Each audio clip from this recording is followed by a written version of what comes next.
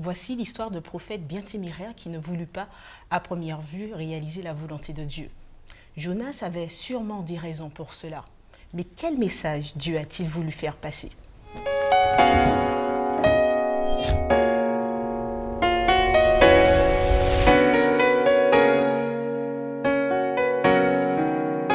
Bienvenue chers amis dans votre émission Autrement dit, c'est un plaisir pour nous de vous retrouver en compagnie de Patrick et de Grégory. Bienvenue à vous deux.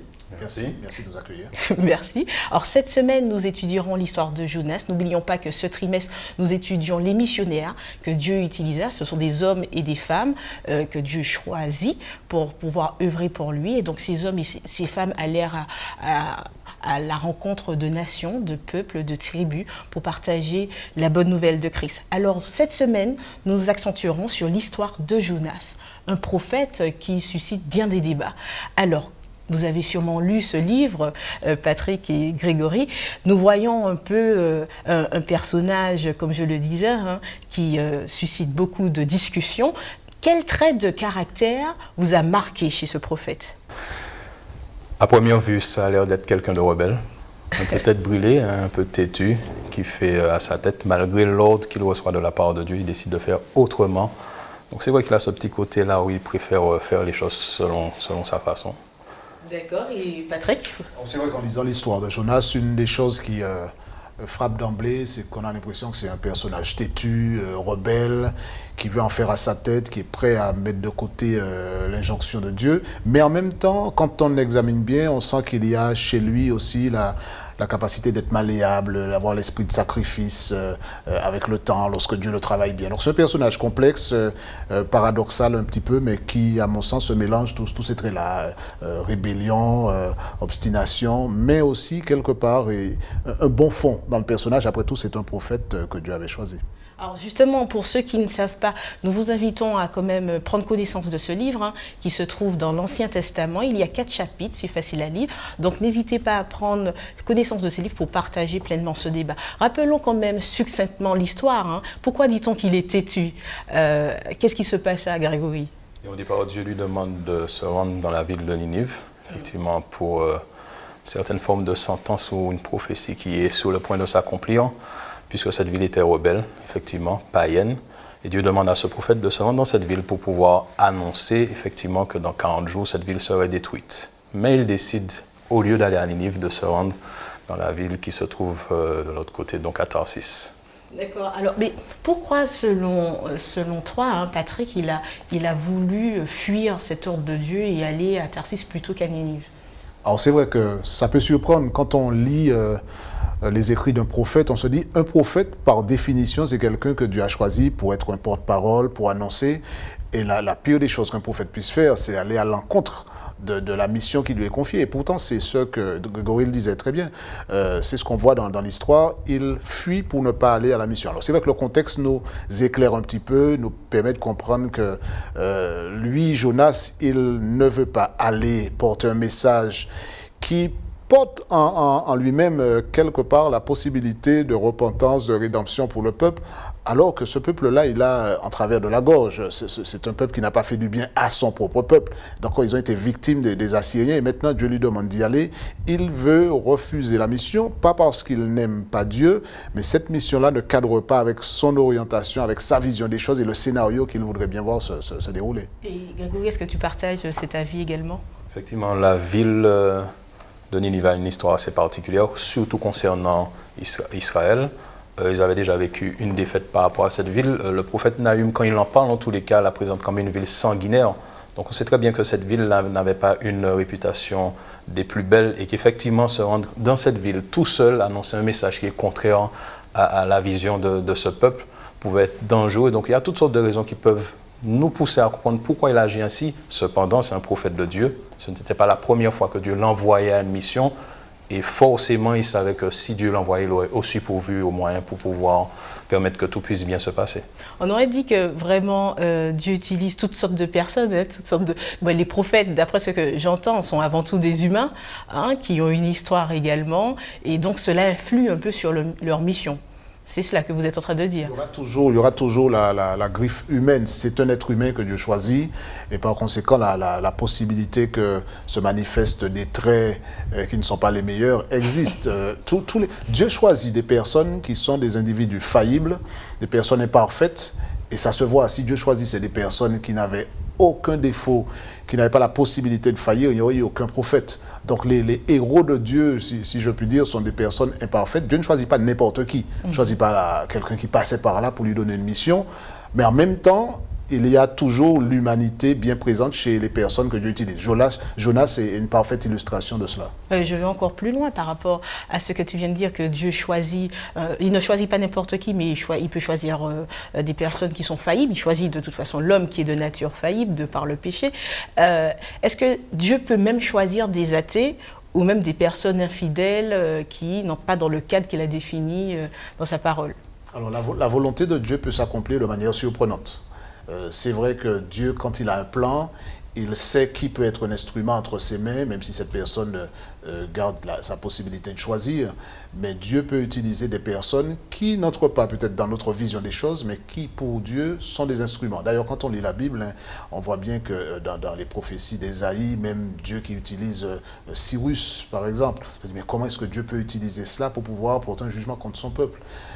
Donc je crois qu'il y a une réflexion intéressante derrière la question que tu poses sur la possibilité que Dieu a d'utiliser des personnes qui cadrent avec sa volonté, mais aussi dans certains cas de figure, Dieu peut très bien utiliser des personnes qui ne sont peut-être même pas du peuple élu, pour rester dans le contexte biblique, mais que Dieu veut utiliser pour une raison particulière. Et ça relève de la prérogative divine. Ça dépasse notre entendement. Voilà, bien sûr.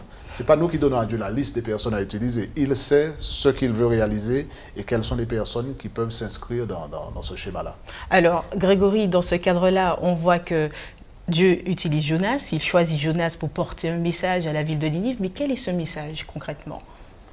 Eh bien, le message est simplement que par rapport à la condition du peuple, il demande à Jonas de prévenir, en tous les cas de leur dire qu'après cette période de 40 jours, il y aura une sentence, il y aura les conséquences de leur acte. Donc la mission de Jonas est simple, c'est simplement de passer dans la ville et pendant le temps que Dieu lui donne, eh bien de dire que cette chose-là va arriver, si toutefois en tous les cas, en espérant que les choses puissent changer. Parce que, comme vous avez dit au début, que c'était une ville sanguinaire, donc c'est simplement qu'il puisse changer un peu de comportement. Est-ce que Dieu attendait qu'il puisse se convertir au judaïsme, voilà, que ce peuple-là devienne juif? Qu'est-ce que Dieu attendait du peuple quand il parle de conversion? Parce qu'il parle de conversion, en tous les cas, ce qu'il faut comprendre, c'est que dans tous les actes de Dieu, son intérêt, sa priorité, c'est de sauver les âmes. Donc c'est vrai que tout ne tourne pas autour du fait d'être juif ou etc., mais surtout que ces cœurs-là puissent accepter le vrai Dieu. Parce qu'il ne faut pas oublier que c'était une ville aussi païenne, mais sûrement idolâtre, qui ne se tournait pas vers la bonne personne. Et Dieu veut se révéler à sa créature, peu importe la race ou l'ethnie, nous sommes des êtres humains, et ce que Dieu veut par-dessus tout, c'est nous sauver. Donc dans le cas de Ninive, il utilise Jonas pour cela, mais c'est surtout pour permettre à ces personnes d'accepter dans leur cœur réellement le vrai Dieu. Est-ce que dans le cas de figure de Jonas, il avait vraiment le choix? Alors, je refuse personnellement de croire que Dieu enlève à l'homme cette caractéristique qui est fondamentale, c'est-à-dire la possibilité de choisir et de se déterminer en fonction des options que l'on a. Dieu aime tout individu, et j'aime bien l'idée que Grégory développait à l'instant. Dieu a comme objectif principal de sauver. Dieu aime les Ninivites. Dans le plan de Dieu, le salut n'est jamais réservé exclusivement à un peuple, même le peuple qu'il s'est choisi. Par conséquent, il veut étendre ce salut-là même aux nations comme les Ninivites, et il utilise le peuple hébreu pour pouvoir rayonner une influence positive. Jonas est un instrument entre les mains de Dieu, mais Jonas demeure toujours libre. La preuve, il utilise sa liberté pour dire « je ne veux pas aller ». D'accord, et il va dans l'autre direction. Alors c'est vrai que ça peut paraître troublant parce que Dieu le rappelle là, il dit tu veux pas aller, mais je vais te faire aller. C'est pour ça que je pose la question, parce qu'il choisit de ne pas y aller, d'aller au contraire à la ville opposée. C'est ça. Et là, il y a tout plein d'événements terribles qui se passent. On aurait dit qu'il est contraint de se rendre à Ninive. Alors c'est ça qui est troublant, parce que quand on lit les écrits sacrés, on a parfois on arrive sur des passages qui peuvent être troublants, parce qu'on se dit mais attends, mais Jonas c'est un être humain, il doit disposer de son libre arbitre, et là on a l'impression que Dieu lui force la main. Tu ne veux pas y aller, mais je vais te faire aller quand même.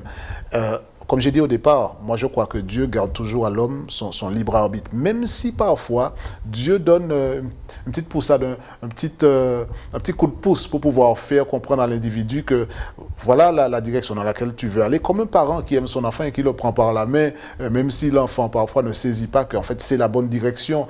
Donc Jonas demeure un être humain libre. Dieu lui donne certainement un coup de pouce ou alors il le prend par la main pour lui permettre de réaliser que c'est la bonne direction. Et je crois aussi, et c'est vrai qu'il y a un aspect qui nous échappe parce que Dieu sait comment, pourquoi il fait et quand il fait. Mais je crois aussi que quelque part, Dieu connaît tous les individus et il connaît leur cœur. Et Dieu sait, ce qui nous échappe en tant qu'être humain fini et faillible, Dieu sait déjà pour l'individu quelle est son orientation au départ, au fond. Qu'est-ce que Jonas a au fond de son cœur? Est-ce que finalement c'est une contrainte, quelque chose qui va à l'encontre de sa volonté fondamentale, ou est-ce que Dieu sait qu'au fond, Jonas n'est pas opposé à sa mission? C'est un prophète, c'est pas un homme qui passait par là et qu'on a dit on va. C'est un prophète de Dieu, il était habitué aux missions. On l'a rappelé tout à l'heure, le contexte fait que aller à Ninive n'était pas forcément la chose la plus réjouissante pour lui. Mais je crois que quand Dieu aide Jonas à y aller avec tous les scénarios qu'on va certainement examiner tout à l'heure, je ne crois pas qu'il viole un élément fondamental. Aussi troublant que soit le récit, je me refuse à croire que Dieu robotise les gens et les transforme en fait en des machines incapables de se déterminer, même si nous ne comprenons pas toujours les contours de l'histoire. Alors j'ai envie de demander quel était le plan. Est-ce qu'il y avait un plan pour Jonas, Grégory? Je veux bien croire que quelque chose devait être changé dans le cœur de Jonas, parce que l'intérêt de Dieu, c'est de sauver tout le monde, non seulement les Ninivites, mais aussi Jonas qui sûrement, selon son attitude, montre bien qu'il y avait quelque chose qu'il manquait, en tous les cas dans sa personnalité, qui ne reflétait pas la miséricorde et l'amour de Dieu. Il avait besoin aussi de comprendre que Dieu aime ces personnes et qu'il veut les sauver, et comme le disait Patrick, que le salut n'est pas exclusif à un peuple, quand bien même ce peuple serait le peuple élu de Dieu, pour une mission. Donc je crois que Dieu aussi avait un enseignement à donner à Jonas, comme il a pu le donner à Job, qui était un homme intègre, et qui pourtant, à la fin de son expérience, dit qu'aujourd'hui, il a vu Dieu. Donc Jonas avait quelque chose à apprendre, quelque chose à comprendre, mais je suis tout à fait d'accord et j'appuie le fait que Patrick dise que nous avons tous le libre arbitre. D'ailleurs, c'est ce qui fait que nous sommes malheureusement arrivés ici, parce que Ève avait le choix de prendre du fruit et elle l'a fait, Dieu ne l'a pas arrêté. Pourtant, l'autre avait donné, de même pour Adam. Je représente les femmes. J'allais continuer, bien évidemment, j'allais continuer dessus. De même pour Adam et Ève qui ont choisi de faire un choix qui nous a conduit à ce que nous connaissons aujourd'hui. D'ailleurs, Dieu le dit dans sa parole, même concernant la vie et la mort, il dit choisis, mais simplement il nous oriente vers le choix qui sera bénéfique pour chacun d'entre nous. Donc peu importe le contexte ou la situation, Dieu nous donne toujours la possibilité de le choisir et aussi l'orientation de faire le meilleur choix. Alors, c'est vrai que je vais pousser encore la question. J'entends bien que nous avons le choix, il y a le libre arbitre au sein de tout homme, mais dès lors, à l'image de Jonas, quand on ne suit pas le chemin que Dieu a tracé pour nous, est-ce qu'on est sujet à des épreuves, à des difficultés? Est-ce que la route paraît plus pénible et plus lourde? Je vais loin, je sais. Non, c'est une question très, très intéressante. Moi, je crois qu'il y a des conséquences à tous les choix que l'on fait. D'accord? Donc, il faut entrer dans cette optique où, quand je fais un choix, il y a des conséquences qui peuvent être positives ou négatives. Dieu garde l'individu libre, l'individu demeure libre, mais il y a forcément des conséquences, il y a un impact à ce que je fais. Donc, ce n'est pas parce que j'ai choisi de suivre Dieu que tout va se dérouler forcément bien ou que tout va se dérouler mal. Il y a des événements qui se déroulent dont nous ne pouvons pas expliquer toujours la raison. Donc, je crois qu'il y a des extrêmes à éviter. Les extrêmes dans lesquels les amis de Job, par exemple, pour ceux qui connaissent l'histoire, étaient tombés. C'est-à-dire que, et c'est une pensée qui était très répandue dans le monde hébreu à l'époque, si vous avez un parcours difficile, c'est certainement qu'il y a une raison dans votre vie, quelque chose que vous avez fait mal, vous avez offensé Dieu, donc il vous punit quelque part en vous semant des embûches sur le chemin. Je ne pense pas que Dieu correspondent à cette description-là. Moi, je crois qu'on peut être fidèle à Dieu, on peut faire les bons choix et passer par des épreuves. On peut également faire de mauvais choix et récolter ce que l'on a semé. D'accord? Donc, éviter de faire des amalgames en disant que tous ceux qui traversent des moments difficiles, ce sont des personnes qui ont fait des mauvais choix. Les Ninivites, par contre, pour rester dans le contexte de Jonas, ils se voient rappeler qu'effectivement, l'invitation de Dieu, qui est pour tous les hommes, débouche sur quelque chose de positif. Mais si on se détourne du plan de Dieu, forcément les conséquences seront négatives. L'issue du mal n'est jamais le paradis. Hein. Bien justement, par rapport aux Ninivites et au message qui est prêché, on voit que Jonas dit dans 40 jours, s'ils ne changent pas de comportement, eh bien, il y a un jugement qui va se faire à leur encontre. Ils seront détruits en quelque sorte. Est-ce que les promesses de Dieu sont toujours au conditionnel ? Si vous ne faites pas ça, vous aurez ci. Si vous faites ça, vous aurez ça. Est-ce que c'est toujours comme ça que cela se passe ? En tous les cas, dans la parole de Dieu, par rapport aux différents récits que l'on peut étudier, si on sort du contexte de Jonas par exemple, on a l'impression que certaines fois, les sentences ou ce que Dieu décide concernant un peuple, même de sa destruction, arrive instantanément. Est-ce que pour cela, ça veut dire que Dieu n'a pas donné une chance auparavant ? Je prends l'exemple de Sodome et Gomorrhe. Nous connaissons l'histoire de cette ville. Nous savons que les anges sont venus, ils ont fait Lot et sa famille sortir, et on n'a pas demandé si eux, dans la ville, voulaient être sauvés. Les anges ont détruit la ville. Mais au préalable, on voit qu'Abraham avait déjà une intervention avec cet ange en disant « S'il y a 50 justes, est-ce que tu sauverais la ville ?» Et l'ange répond « Oui ». Donc je veux croire que même si ça ne semble pas être au conditionnel et qu'on a l'impression que ça arrive de manière instantanée, Dieu donne toujours au moins une chance, au moins une opportunité à quelqu'un de changer de voie, de changer de direction et de choisir, comme je le disais au préalable, la vie. Donc, on a toujours cette chance, on a toujours cette opportunité. Aucune personne ne pourra dire à la fin « je ne savais pas, je n'étais pas au courant, Dieu ne m'a pas permis ». Parce que l'intention de Dieu, comme je l'ai dit, et il faut le garder à l'esprit, c'est de sauver tout homme. Mais en définitive, que nous révèle un peu le livre de Jonas sur la nature de Dieu ? Alors, je crois qu'il y a plusieurs images qu'on peut retenir. Premièrement, que Dieu est amour. Au départ, le message que Jonas est censé transmettre à Ninive, superficiellement, on peut très bien se dire, tiens, ça c'est un message de destruction, et donc 40 jours, si vous ne changez pas de cap, vous serez détruits. Oui, sauf que Dieu, quand il fait ça, ce n'est pas une expression de colère ou de caprice, c'est l'amour de Dieu qui est étendu, mais dans l'amour de Dieu, il y a justement le respect du libre arbitre de l'individu ou du peuple, qui peut choisir de se détourner de Dieu et de récolter les conséquences. Grégory l'a très bien expliqué, Dieu donne toujours aux individus la possibilité de choisir. Et cette caractéristique-là, je crois, elle ressort bien dans Jonas. D'ailleurs, on voit ça dans la suite du récit. Dieu est un Dieu qui est amour, Dieu est un Dieu qui est sage, et dont la sagesse et la connaissance dépassent de loin. Il n'y a aucune commune mesure avec celle de l'homme. Quand on lit l'histoire, on se dit, mais moi, je n'aurais pas empêché à Jonas de fuir à Tarsis, je ne l'aurais pas ramené en déchaînant la nature, etc. Nous, on voit cela comme ça. Mais Dieu, qui est infiniment plus sage que nous, pour employer cette expression, il n'est pas non plus quelqu'un que l'on peut prendre à défaut dans ce genre d'histoire. Il demeure amour, même lorsqu'on ne comprend pas. Il demeure respectueux de la liberté de l'homme. Et je crois qu'il est aussi très pédagogue.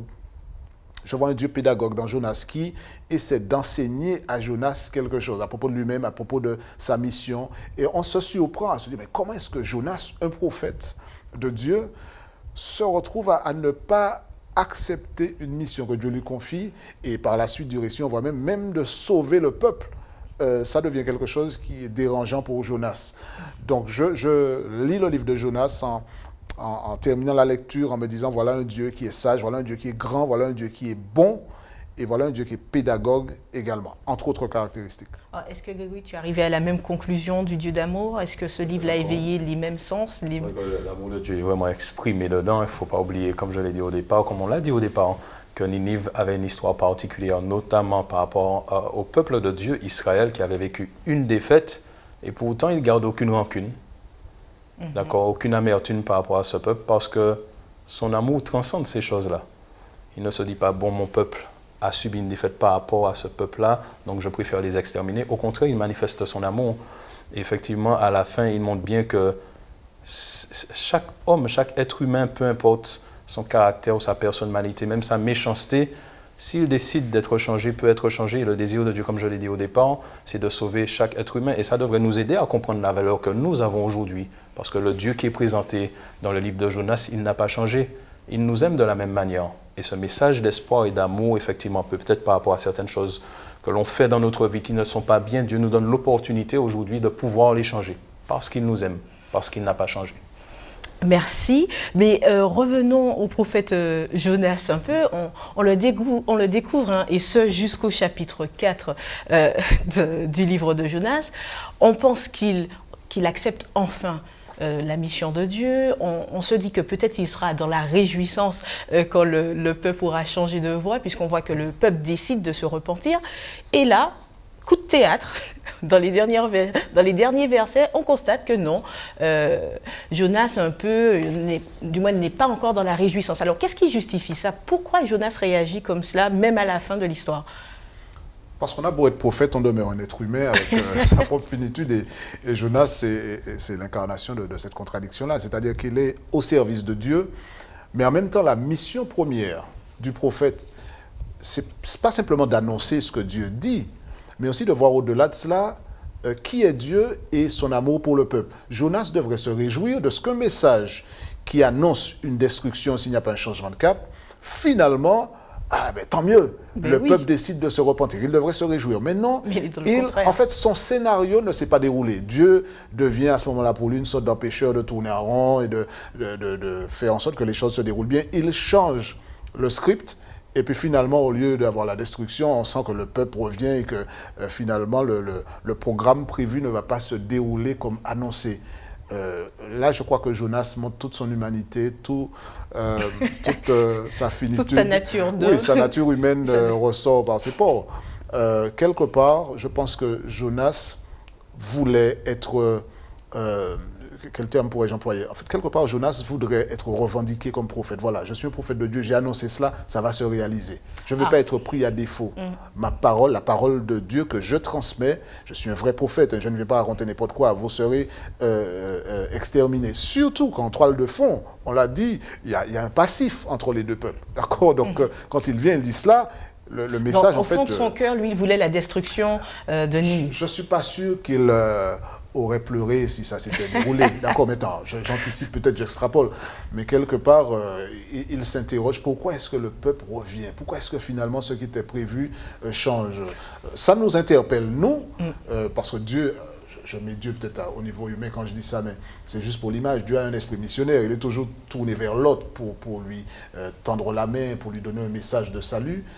Mais quelque part, cet aspect-là semble échapper à Jonas.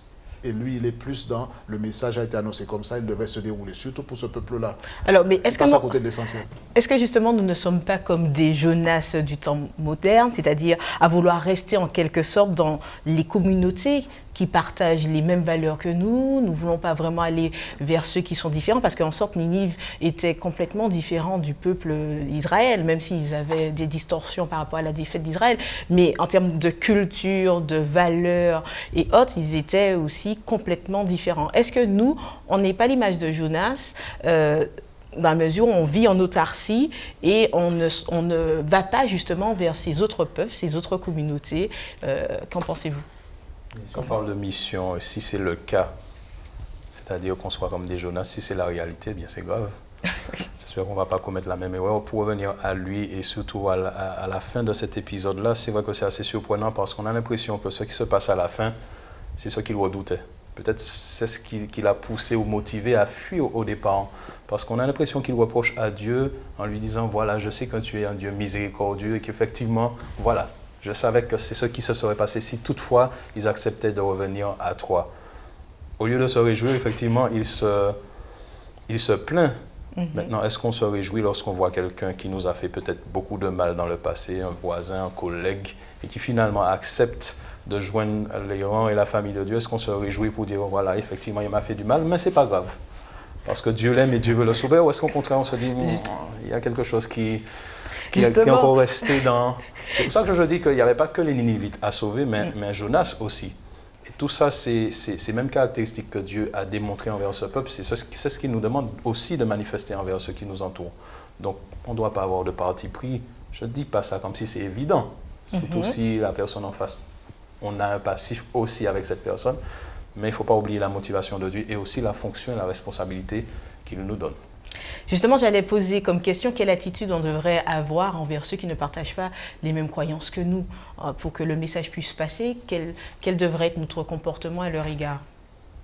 Est-ce qu'il y a une bonne recette de grand-mère pour cela, pour que la pilule puisse passer? Je ne parlerai pas de recette, je dirais simplement qu'il nous faut ressembler à Jésus. Et pour nous, en tout cas, qui avons la référence de Jésus, sa motivation première, c'est l'amour de l'autre. Bon, bien sûr, on voit la différence. Les Ninivites, Jonas et les Ninivites n'étaient pas les mêmes, d'accord? Jonas était du peuple élu, les Ninivites étaient une nation qui s'était détournée de Dieu. Maintenant, nous, aujourd'hui, nous ne pouvons pas regarder l'autre en focalisant uniquement sur ce qui nous divise, sans être motivé par ce qui pourrait faire de l'autre également quelqu'un qui vivrait dans cette même relation fraternelle avec nous et qui serait réconcilié avec Dieu, le cas échéant. Jonas semblait plus intéressé par la punition que par la rédemption. Je crois que si nous on commet la même erreur, ce serait tragique.